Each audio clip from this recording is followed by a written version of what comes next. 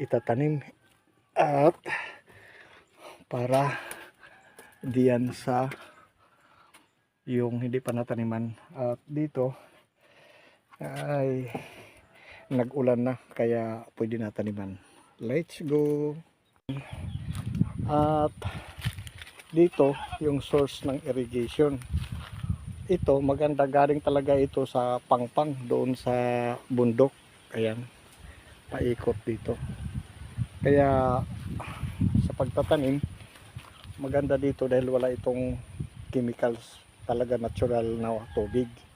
At doon mayroon lang sana hose, pero hindi na ngayon magdidilig dahil tag-ulan na.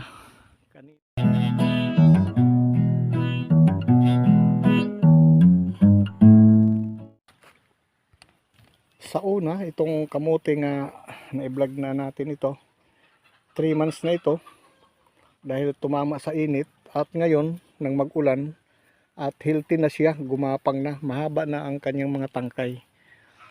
Ayan.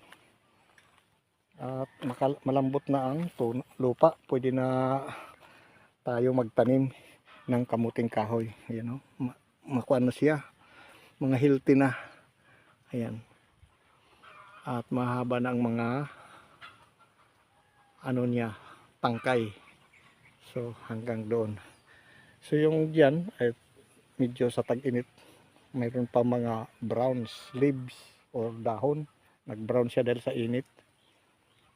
Mayroon tayo dito kamuting kahoy na tinanim noon, survival, ano sila, anong pareha sila itinanim nga. Ito 3 months ago, ito 3 months na rin. At maganda ang tubo niya dahil nga survival din ito. Ang iba sa init hindi nabuhay, pero ito nga may malapit dito sa tubig-tubig. Ayan. At hindi siya naapektuhan sa init. Ayan. Ito yung mga kamuting kahoy na hindi to tumataas na variety. Ayan. Lampas tao lang to, pero ang bunga nito ay maganda at malagkit.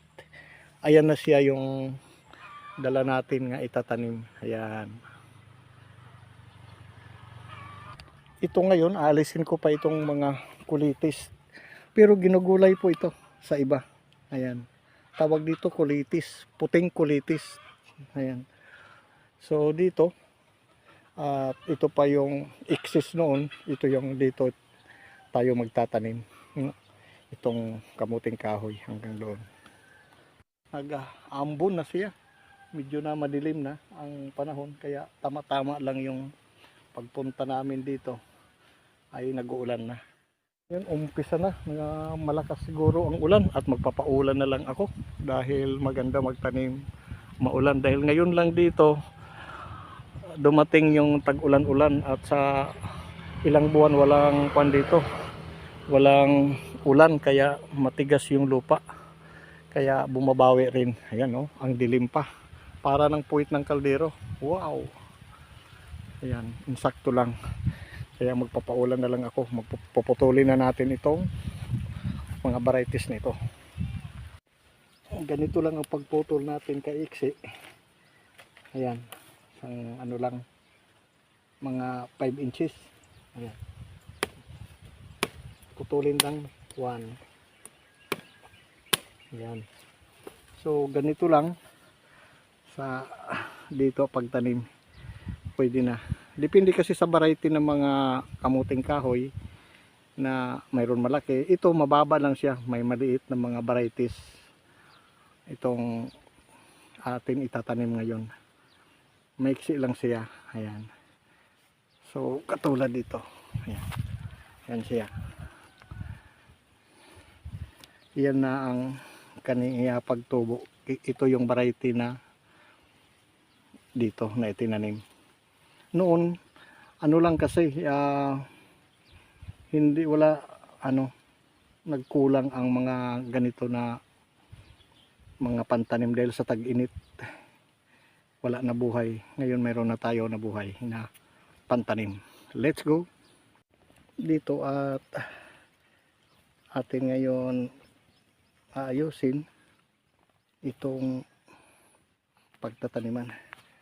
Malambot na siya, ayan. Kailangan hindi siya malalim, kabilaan. Ayan. Sa atin ang pagtatanim ng kamuting kahoy ay kanya-kanya style, dahil ang kamuting kahoy na ito ay kahit lang ilagay na bubuhay, wag lang man sa init. So ngayon ang technique dito sa amin pagtatanim ay tag-iisa lang ito. So wag lang natin kalimutan mga katanim na magbaliktad pag ganun. Ito lang yung susundan natin. Ayan. Kasi kung magpabaliktad ay delikado daw at mapait ang kanyang laman. So ngayon dito isa lang. Pwede siya sa iba, ang nakikita natin, pwede i-ganon. Depende sa atin magtanim, ganyan lang. Pahiga kaunti. Huwag malalim, sobra. Ano na ito, 3 inches. So ang pagitan naman mula dito sa isa at hanggang doon, mga 2 feet. Ayan, 1, 2. Parang dalawang dangkal dito ilalagay naman natin. Ayan, ito kung makikita natin, ayan, dalawang dangkal lang diyan para malalaki ang bunga. At ayan na po yung setting natin sa pagtatanim na kanya-kanya technique or style sa pagtanim. Ayan. At dito kanina mayroon na tayo na buhay at mga healthy siya. Ito 3 dangkal ito ang pagitan. Ayan, dito siya. Kaunti lang ang nasurvive noon tag-init. Pero itong tinatanim natin, ito nga ni isa lang, ay matibay ito sa init. Ayan, huwag lang pakainin sa kalabaw, pasabsaban. Ayan siya. So itong damo, yan ang gusto niya, na mayroon damo-damo na nga karibal niya. Wag lang yung kahit magtaas, okay siya. Ayan. Ngayon ito na ang tatakipan na natin ng lupa. Ayan na siya, naka-slanting kaunti. Sa iba naman, sinabi natin kanina, pwede paganire. Okay din yun.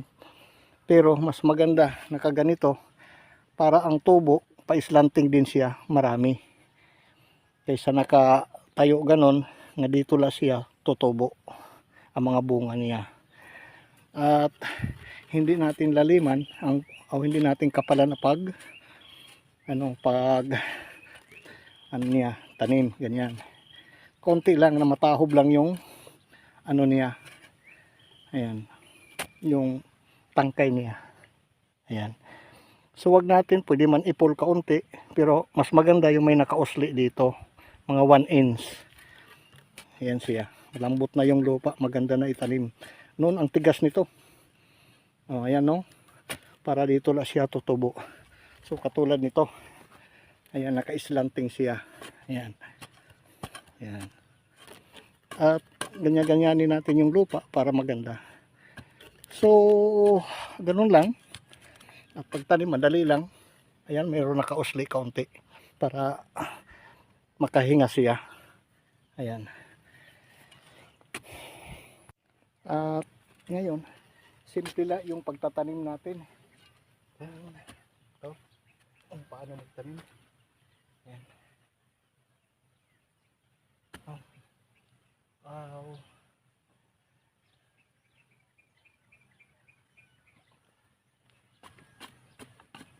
Ayan. Parang mabilis. Wow.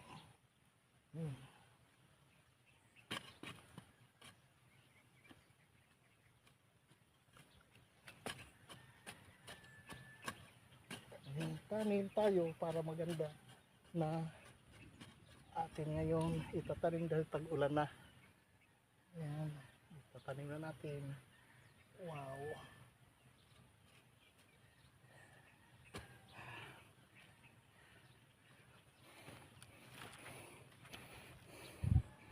Ayan pa. Kaunting tabon lang, okay na. Ayan.